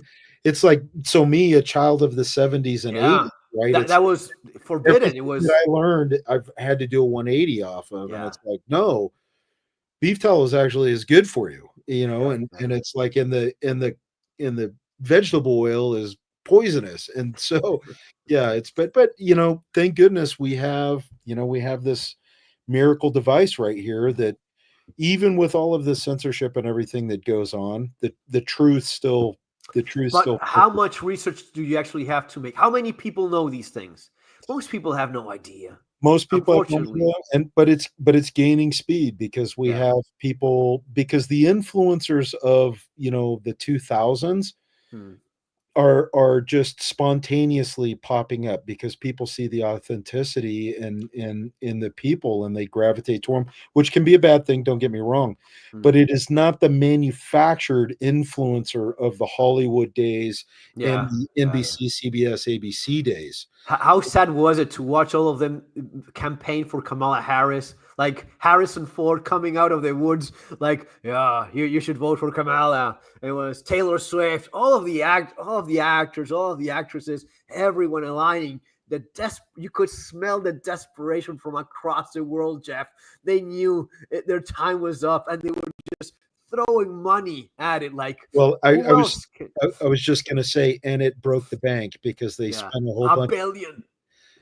spent a bunch of money on influencers. They were like, yeah, you should do this. Okay. And then it's like Beyonce. Was it Beyonce, I think, or J-Lo showed up on stage and everybody showed up to listen to a concert. And she got up there and was like, yeah, vote for these guys. And then she left and all it did was just piss people off. It was like, where's our concert, man? And it was, and they did a J-Lo or They Beyonce. had the Avengers. They got the actors from the Avengers, like Avengers Assemble for Kamala Harris. Jesus Christ, that was so sad. That was so sad to see. They spent all this money on basically like nothing. I have to admit, I have a guilty pleasure. She makes me laugh when Kamala Harris, when she starts talking about the thing we have to do is the thing we need to do, and that's what we will do. I just find that super funny. I know it's terrible because she's still till this moment the vice president of the United States, and so yeah. It would have been like watching a car crash. Imagine her as president. It would have been like, oh, damn it, that's terrible. I used to, like Americans, we're not perfect. We're far from it, right? And it was like working with my Afghans. Sometimes the Afghans would, my commandos would come up to me and they're like, Mr. Jeff, why did America do this? And I got to the point I was like, man, I don't know. I was like, we're fucked up. That's why we did it. I was like, I have no good reason. We made a mistake. We're not perfect. Just keep that in your head because someday it's going to become really relevant. And they're like, okay. Fast forward to, the fall of Kabul and it became really obvious. How did you feel when you saw that, when you saw what happened in Kabul and all of that? Horrible. It was horrible. Bad, right? I had so many guys, modern age, right? I had so many guys that had found me that were sending me text messages begging me to save them and their and their families, and it was guys that I'd fought shoulder to shoulder with against Al Qaeda and whatnot, and they're like, Mr. Jeff, please save us, they're going to kill us. And it was heartbreaking. I mean, it was a really hard time. It was a really hard time. I mean, it was a really hard time, man.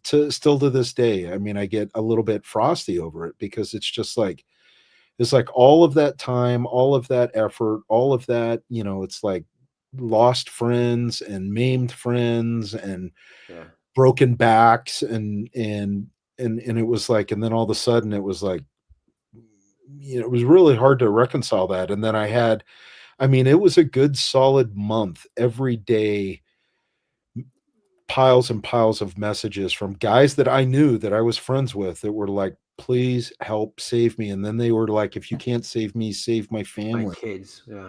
And, and I was just like, and I helped get a few out, but that was, I'm living, I'm in Utah. What am I going to, how much, I pulled, the 13 years I was in the global war on terror that, actively fighting in that. In the space of about a week or so, I pulled every single favor that I could to help a couple of guys and their families get out, that guys that were very close to me, that that a couple of them I owed my life to. And so it was heartbreaking. It really was. It was heartbreaking. It was, I hope that, I hope that the people that are responsible for the travesty that turned into, I hope that they're held accountable. I hope there's a fair and equitable hearing. But I also hope that the people that wasted so many lives are held accountable. I do. It was absolutely, it was horrible. There was an image there. I know that's always, the media always finds its angle, but there was one in which this woman, you probably saw this woman that just threw the baby over the fence. Yeah. That was like, how desperate do you have to be to grab your child and just hope that the Marine on the other side has good reflexes and you just throw the kid because you know that that's the best shot you have. That it has to be pure desperation, Guys hanging on the outside of planes. the planes that were falling off. I mean, the desperation because they knew. I mean, what was because coming. they knew what was coming. Yeah, and I mean, and there were, and it's like, of course, the news doesn't report on it, but there were. I mean, there's been so many people were murdered once the Taliban took over. There were small groups in and amongst Kabul, that, guys passed me the recording where they were on the phone and they're like, please do something, they're coming for us. And then you could hear the shots being fired when they came in, and they just Mm. mow down an entire room full of people. And so it was, I mean, it was a very emotional time for me.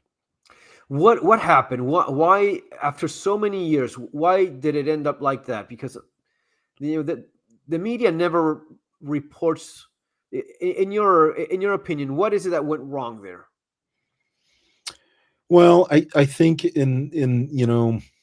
what do I think? What do I think? There's a guy that I worked with on the CT team that he said, the problem with Afghanistan, we were in it, 10 years or something at that point when I was talking to him. And I first went to Afghanistan in, let's see, it was 2004. And then I was there for, a long time. And I think he summed it up. He said, the problem with Afghanistan is we have not been fighting a 10-year war. We've been fighting 10 1-year wars. And Mm. so it was like this constant start, stop, start, stop, start, stop, start, stop, start, stop. And we were reliant on, I mean, politicians, no matter where you go on planet Earth, are corrupt. Well, we were relying on a whole bunch of guys that we already knew were corrupt to be politicians in Afghanistan. And so nothing was getting taken care of. Money was being stolen, and then the political side on the American side was start, stop, start, stop, start, stop. So the military, it's like every lesson learned from Clausewitz on war and Sun Tzu, and all the others. We took that book and just threw that in the toilet, and it was everything that we could do to keep from actually taking the fight to the Taliban. I mean, shit, the Taliban weren't even declared a terrorist organization. I don't know if they were ever declared a terrorist Mm. organization. And so, we've got these guys that are murdering people on the battlefield, murdering Americans and international as well as Afghans themselves. Not even talking about the Yeah. atrocities that Al Qaeda was doing. And yeah, it's just one of those. It was one of those things where it was like, what do I think happened? I think there was a whole bunch of incompetence that happened. I mean, look Mm. at COVID, right? Yeah. Government did not do a good job during COVID. You should have just turned it over to people and let people manage themselves. They would have done way better. And I think Afghanistan was a prime example, and Iraq for that matter too. It's a prime Mm. example of like government is usually really good at spending money on stupid stuff. And Mm. outside of that, government really doesn't do a very good job.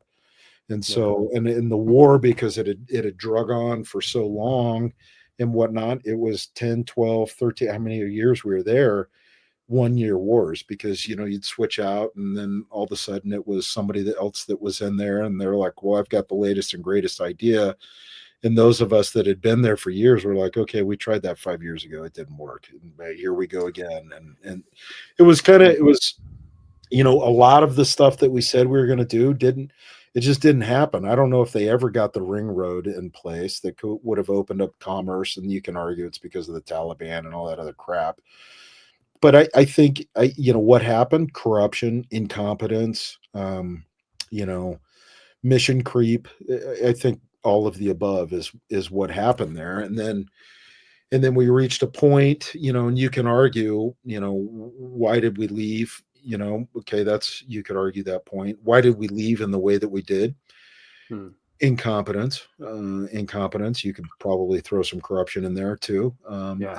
And so I mean, that's just me. I mean, and even after we left, right, we had a mile-long parade of the Taliban driving vehicles. This, Yeah. That looked so bad. It was it in was like, the where in was the eye the of the public. It was just yeah, and a it was huge failure. it's like, so where was the airstrike? There they are. Where's the Yeah. airstrike? You know what I mean?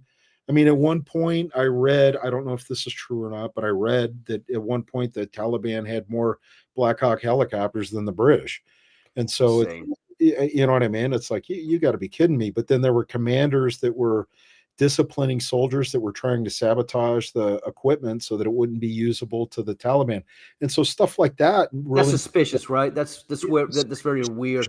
yeah, super suspicious. And so Mm. it's like, well, wait a minute, What are we doing here? Yeah. what are we doing here? So yeah, Mm. but on the but on like on the human level, for me, yeah, it was. But yeah, I spent big chunk of my life over there, Mm. and then just to have it all just kind of flushed down the toilet, and friends and close friends and associates, essentially murdered. Well, not essentially, like literally murdered. Literally. It was heartbreaking. It was. Yeah, and it was kind of shocking to see so many, because after so many years and so much influence, you saw that, in terms of girls going to school, having education, and all of that money that was obviously spent there in terms of bringing some of that to that country, all of that many of them had seen. Probably, especially young adults, they grew up with those expectations, and all of a sudden, you go back into the Stone Age, right? Yes. That Yes. that has must have been brutal for them as well. That must have been terrible. Yeah. I mean, yeah. I mean, it was a failure on like so many fronts, and Mm. and I'm the good idea fairy, right? But it's like it really seems like it could have been avoided. It really seems like it could have been avoided. So Now, that's a place, because Russians had invaded Afghanistan at some point. When was it that they? Because I know they 80s, were.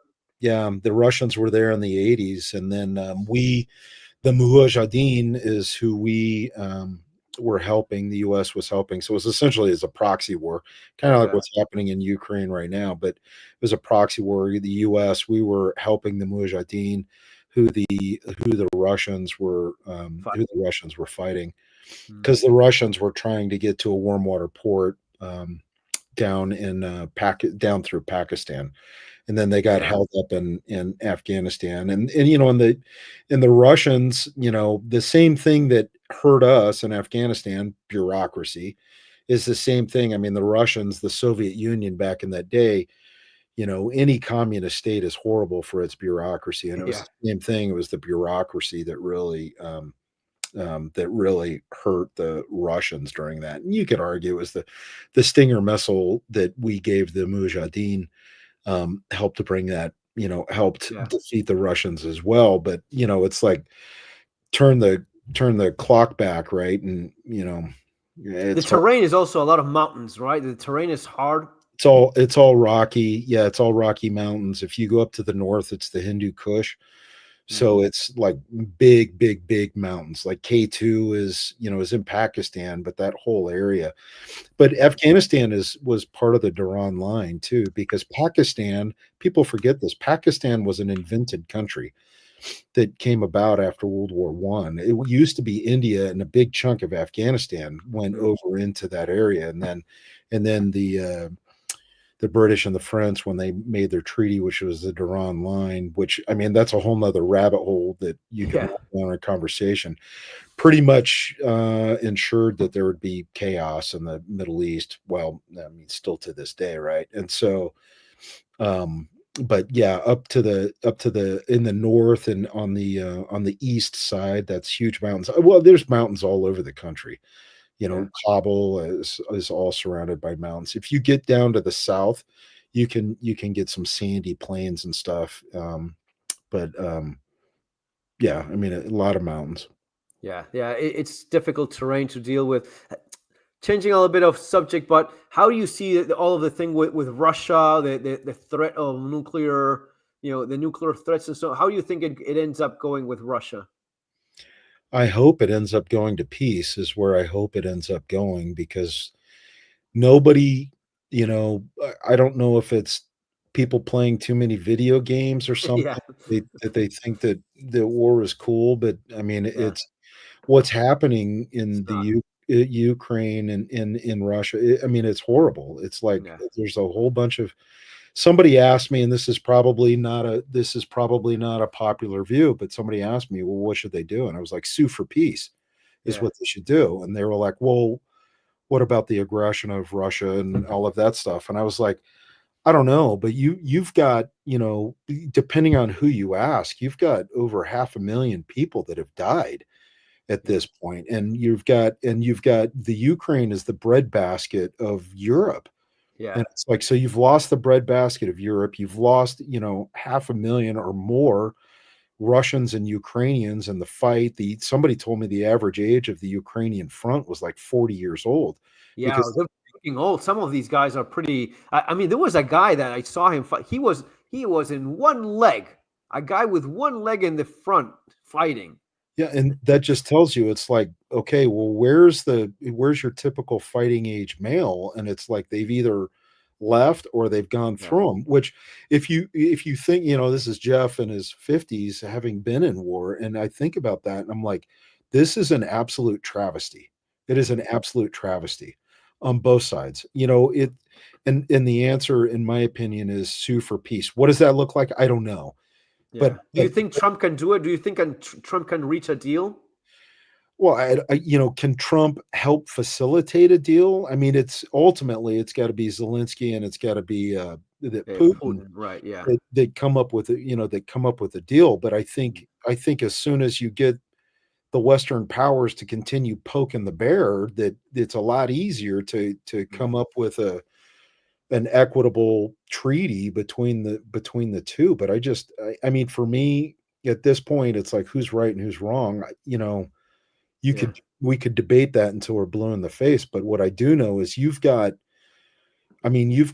so many fighting age males and women in the Mhm. Ukraine and in Russia that are now dead. That's not even counting how many are maimed for the rest of the Yeah. Displaced a million people that have left the country. and it's just like, for what, it's like what are you going to gain? You Mhm. are not going to it's like it's like you're not going to beat Russia. Mhm. It's turned into a war of attrition. It's like you're not going to be Russia. So it's sue for peace. Sue for peace. Does that? Does that mean you give up your Yeah. country and stuff? And that's How easy. much? How much do you give up? That's the question, right? How much do you give up? And that's How super much do you easy give up? for me as an American sitting over here in my nice warm Yeah. house and stuff for me to say it. And that's where I'm very Yeah. careful. But I do know that it's like at some point, it's like, You have to give it up. Yeah. well, I mean, at some point, it's like come up with something that's fair and equitable, and stop listening to the war hawks that Mm. are egging you on to continue to fight, so that some dude who runs a military industrial complex company Sells more sells contracts. sells more bullets. Do Yeah. you know what I mean? It's just like it's I forget who said it, but it's like, war is old men making money and young men dying. Yeah. Yeah. And Sending and it's people. and it's just, look at Afghanistan, right? Hmm. It's like, at the end of the day, what did we accomplish?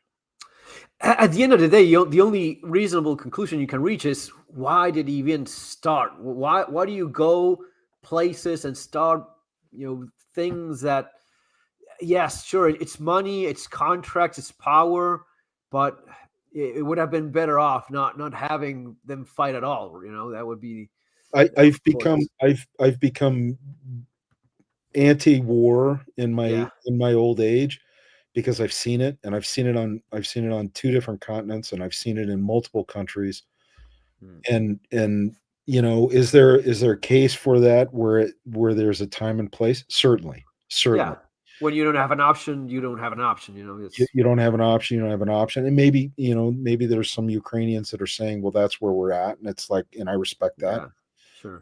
But it's also, it's like, as a veteran and as a Mm. father, I think about the death and the maiming that, the continuing, for me, like, I got buddies that have lost arms and legs and eyes and Yeah. hearing, and I lost half the hearing in this one. I have a jacked up neck. I've got, I broke my back. Like I've said, my legs go numb every single night. If I stand too long, my legs go numb, my arms go numb. And that's not a woe is me. That is and I deal with it. I'm very blessed, and I deal with it very well.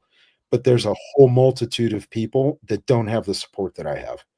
Yeah. And, the Ukraine doesn't have the VA, Mm. the Veterans Administration hospital that is going to see all of these guys and all of that, guys and gals Yeah. that are over there, and it's like, man, we've got to.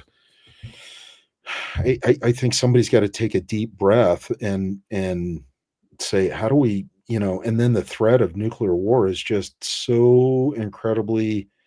That's That's bizarre, right? That's It's what that's beyond horrible. Because again, I grew up in the '80s, right? And it Mm. was East versus West and the height of the Cold War. And I remember doing drills in In school schools, right? for Yeah. nuclear attacks. And like all of the schools had bomb shelters in the basement in case Mm. in case the Soviet Union. And it's like, I don't want my kids to have to go through that, nor do I want, do I think that's I, nor do I think that's reasonable that What are the chance? What much? How much? What percentage would you give it the chance of Putin going for something like that? Daring? I think it's. I mean, if you couldn't, you went for Kiev. You went for the capital. You got pushed back to the line in 2014, is it, give or take? So you couldn't really take Ukraine. Would you really start a war with all of NATO? Would that be smart in any shape or form? would it be smart? No. I mean, Smart is already out of the question here. But Is but I mean, how many times have we seen smart out of yeah, politicians? Do you know what I mean? yeah, Would yeah, true. NATO pick the fight with Putin and put him into a corner? I mean, it's horrible to think about. And so let's draw Yeah. a parallel, right? I mean, if you look at it, if you look at it, what was the biggest influencing factor that got Trump reelected? It was the very people that were fighting against him, Hmm. because the socialists in the United States, they kept Trump in the news feed 24 hours a day, 7 days a week. He could not have paid to get the amount of Yeah. exposure that he got, but they just kept poking the bear Hmm. because their ego, because their hubris would not allow them to do that, because it's like, we're right, we're right, we're right, even though Yeah. they're a bunch of numbskulls. Well, it was how pedantic they've been in the administration, how completely useless they've been from Joe Biden to Kamala Harris. I think that's Trump winning and then being so unelectable that who could, I don't know, even as a Democrat, you would have gone like, It was man, certainly it was this certainly woman really? it was certainly a perfect storm that happened there. Hmm. But that's where it's like who really had a huge part to play in getting Trump reelected was the very people that hate his guts, because they Yeah. kept him in the news feed. So and so we go back to the original question, smart, and it's like, very few politicians have ever been accused of that word. And so Yeah. that's where it's like, could they potentially do this, before the inauguration? And I'm sadly to say, it's like, yeah, yeah, Yeah. there are politicians that are boneheaded enough that they would pick a fight, and they'll be like, if somebody drops a nuke. And that's part of the problem with the modern socialists is they Yeah. think there's too many human beings on planet Earth to begin with. I mean, just listen to their Yeah. rhetoric. They say man is a parasite and we've overpopulated the land and we need to. The lie of Jeff. One of the things that scares me the most, and I'm not exactly easily scared, but I'm extremely worried. We don't have families. We don't have people being born. We don't have kids being born. Elon Musk talks about this very. I don't know if you follow him on Twitter or not, but he brings it up very often. First of all, the myth of overpopulation has been going since the 1700s. It is one of the most ridiculous, the Malthusian thing of let's get rid of people because that's how we will be better It's off. a ridiculous lie. Insane. Yeah, It's it's a insane. ridiculous lie. It is.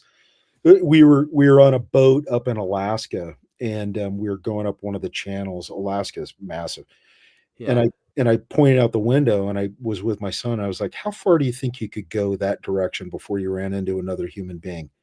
Yeah. And he was like, "Probably at least 1,000 miles." And I was like, "At least 1,000 miles."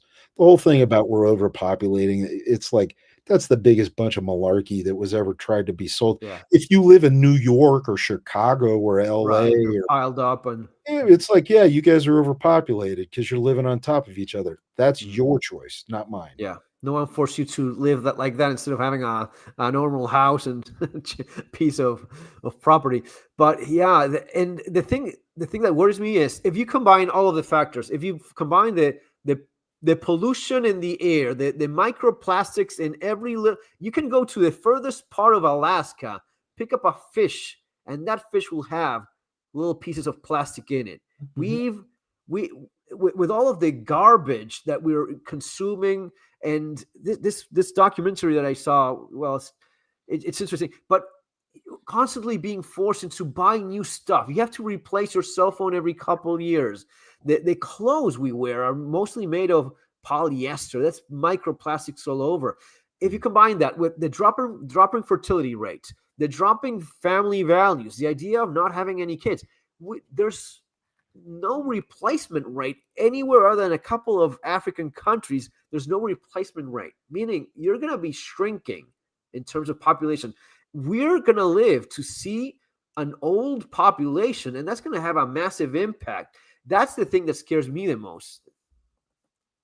I agree. I agree. And so, but we've got to get out of this mindset, right? And that's where, it's I look at it like this, right? So it's like, is solar going to solve all of our problems? No, I don't think I don't think Yeah, solar is, but I do believe in solar. yeah, I think that government buildings and these huge, 150,000 square foot Amazon buildings and stuff, they should have solar panels on there, because yeah. I think about it like a prepper, right? Hmm. One of the things that I think about is, well, when we go into a country and we're getting ready to kick their ass, the United States of America or whoever is getting ready to kick their butt, how do we do that? Well, one of the first things we do, if not the first thing that we do, is we take out the power grid. So Hmm. it's like, so let's put solar panels on top of these buildings. That's a super easy one. That's a super easy one. You just change the building code, and it's a fraction of the cost when you amortize it out over the cost of the building that's being constructed itself, right? And so now all of a sudden you've got a million little power plants all over the place. So if calamity Hmm. does happen, because here in the United States we have tornadoes and hurricanes and earthquakes, Yeah, and flaws and we yeah. have hurricanes every stinking, every year we've got these things. It's a Hmm. travesty. And so now all of a sudden we've got these little micro power plants all over the place. So that's resiliency. Plus it's aiding in, it's dropping the prices and whatnot. So why don't we do that? The other thing is, why don't we encourage people to have gardens, or encourage people to have a little bit of food Food storage? production. Yeah. Because then if they have food storage, right, that I look at that, it's like it's a national security issue. Hmm. Because now if you have food storage and we get hit by a hurricane, you are self-sustaining until help can get to you. Well, Yeah. God forbid, like Black Autumn, that's why Black Autumn, when I wrote the book, or when Jason and I wrote the book, that's where it's a series of little things that happen that Hmm. cause the collapse. It's not one big thing, it's a series of things that happen. The nuke in the book really it kills like 50 people, Hmm. but it creates massive panic that Hmm. then overwhelms the system, because a whole bunch of people aren't prepared. And then all of a sudden, as the system starts to domino effect down, you have a Yeah. whole bunch of people that aren't prepared. When the people aren't prepared, they're relying on the government. When they're relying on the government, it overwhelms the system. The system gets overwhelmed, boom, and it collapses. Yeah. Yeah. Yeah. It's something that you wonder up until what point is it that the government prefers not to have people that are self-reliant, the idea that they depend more on the government than depending than counting on themselves.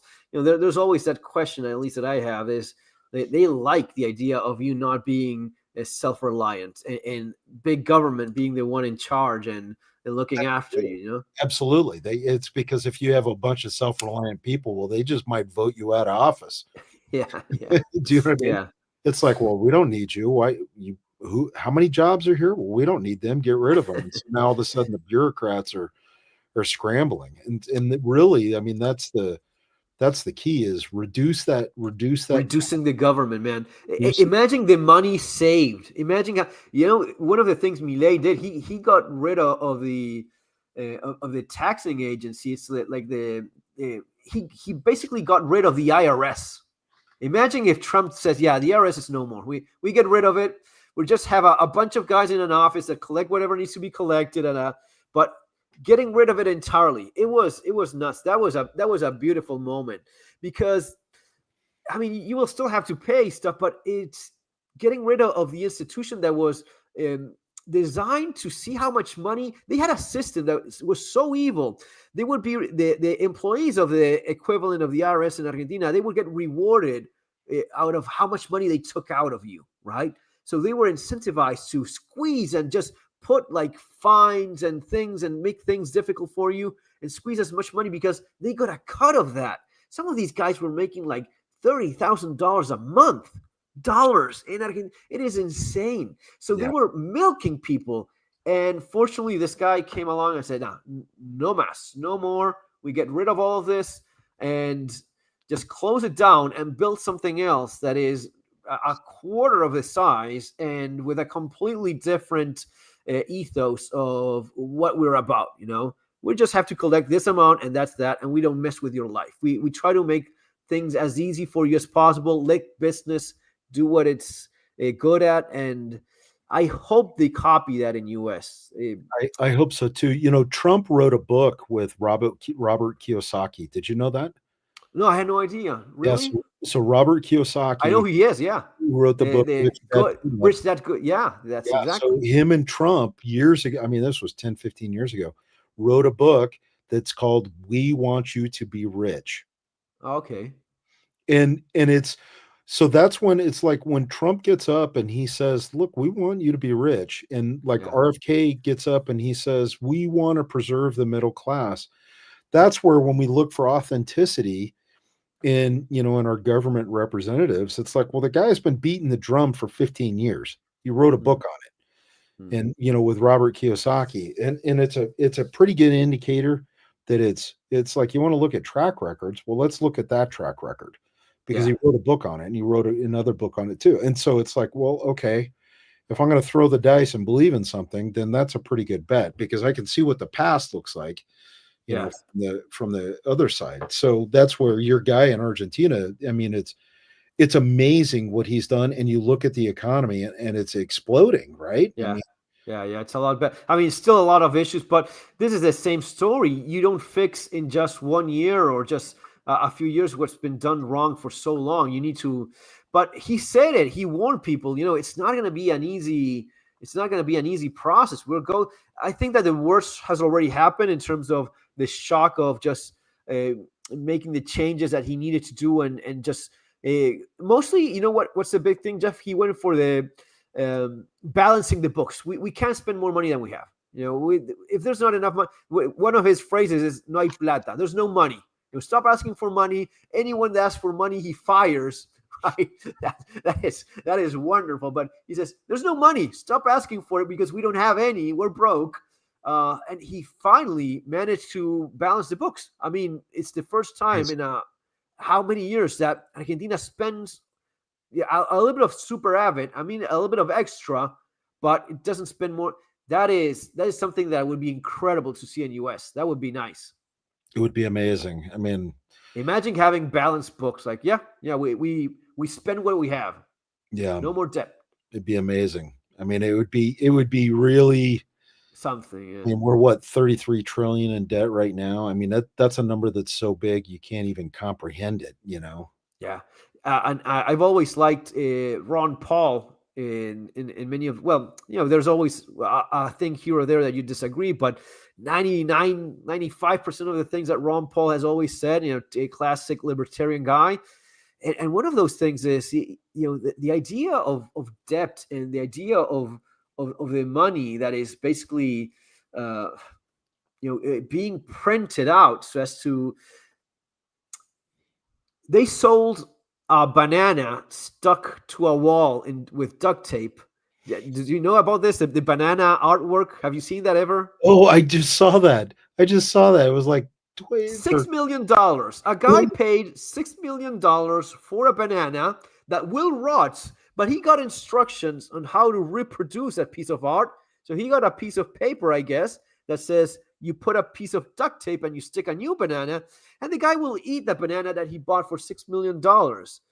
that only happens in an economy that is not real. Because if not, you don't spend $6 million in a There you rotting banana. But that just goes to show that some people have way too much money, not because they're geniuses, but because of the system being rigged. Mhm. If we had gold standards, no one pays $6 million for a banana, Jeff. That There is there you go. painfully obvious. Yeah. There you go. Yeah. Yeah, that's crazy. Anyway, man, it's almost been 2 hours. I don't want to take more of your time, but it's been great. It's been great talking with you. Let me remind me the wellness retreat is. You told me the name, Mustang medicine. Mustang Medicine. Is that something that people can look up? Is there? So if they go to mustangmedicine.com, then that's us. That's where we're at. And so we hold the retreats here in Utah. Awesome, awesome. I'll add the links now and the links for your books as well.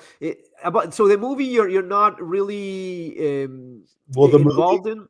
I am on the periphery. As a matter of fact, I'm doing a podcast in 2 days where we're talking about it and whatnot. And that's Homestead from Angel Studios, the Yeah, Homestead from Angel Studios, and that actually comes out next month. The premiere is coming up here in a couple of weeks, and it's going to be a cool show. But it's like with Hollywood, I'd step in and help with some of the tactics and some of that stuff, but the rest of it, it's not yeah. Hollywood. I mean, it's Angel Studios, but it's still Angel Studios, is that yours? Is that something you're?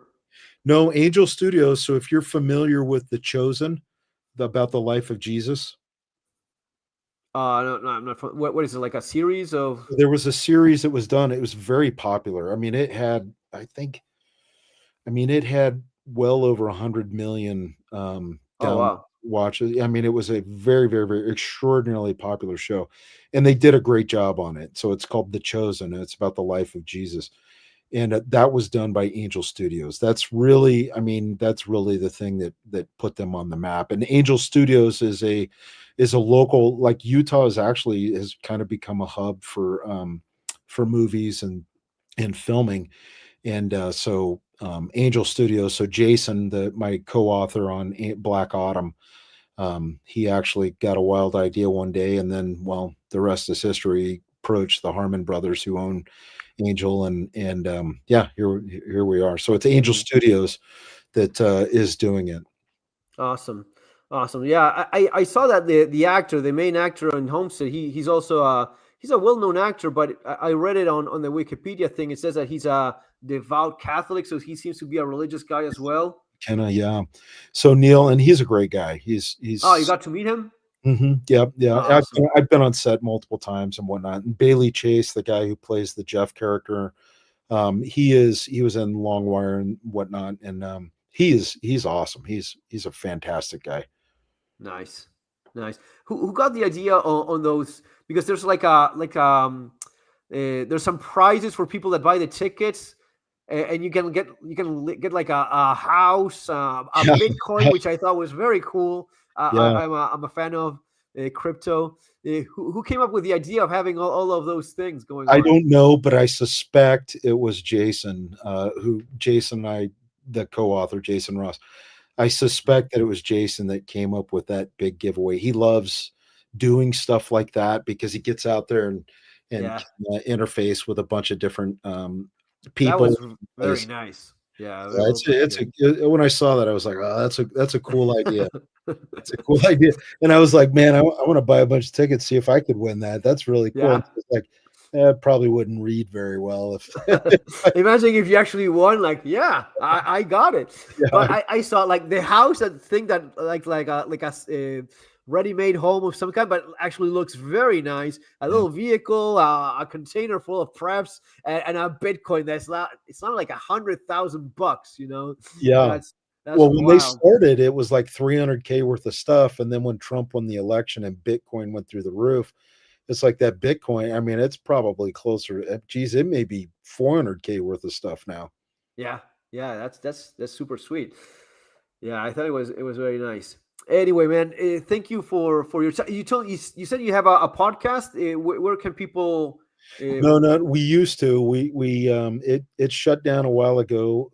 YouTube was nice enough to delete our channels a few years ago. Really? I guess they didn't dig what we were saying, and so and then it never COVID hit and Yeah. bridge too far. So it's been a while. No, I'm actually going to be on Angel Studios podcast here in a couple of days talking about Okay. Homestead and the movie and the different characters and whatnot. Yeah. Yeah. It's, I like the idea of, because there's a scene in the trailer where there's a boat also. So I Mhm. was thinking about which one is it that you do? You go for the homestead, you bug in, or you go sailing across. What would you do personally if you find yourself like in a situation like that? Exactly what you see is exactly if given my druthers, that's exactly what I do is kind of a big area, a big house, big area that Yeah. with a built-in with a community of people that Yeah, with work people. together with a variety of skills and talents that then can contribute to the whole. And so that number is about 150 to 200. And again, we pulled that number from historical Okay. context. So if like the American Indians, and you saw this too throughout time, tribes, and even in modern day Afghanistan, it was about the same. These little villages that were in the mountains and stuff, they're about 150 to 200 people. That's That, everybody. So that's men, that's women. the number. That's the number that gives you a first shot at surviving large scale conflicts, basically. Yeah, because you've got enough people that people can work, people can do security. If you get sick, there's somebody to take care of you. There's somebody who can do the food preparation. There's somebody Yeah. that can leave and go out and do trade and whatnot like that. So 150 to 200 seems to be based off of my historical research seemed to be the Yeah. sweet number. And that's where the number for the book Black Autumn and then the homestead itself, that's where that number comes from, was Awesome. research from that. That's fantastic. Well, it's been great talking with you, and I hope we do it again sometime. Absolutely. I look forward to it, man. I'm glad you reached out and got a hold of me. Awesome. Thank you so much for your time, and have a great rest of the day. You too. Happy Thanksgiving if you're in the if you're in the States. Yeah. I mean, I'm not in the States, but I am a believer in Thanksgiving. I do my turkey. It's actually quite nice. So yeah, it's There you something go. that we can all celebrate. So absolutely. It's awesome. Okay, man. Take care. You too. I'll end it now. Thanks. Give me just a second. I'll stay with you, but saying bye to everyone and see you in our next folks.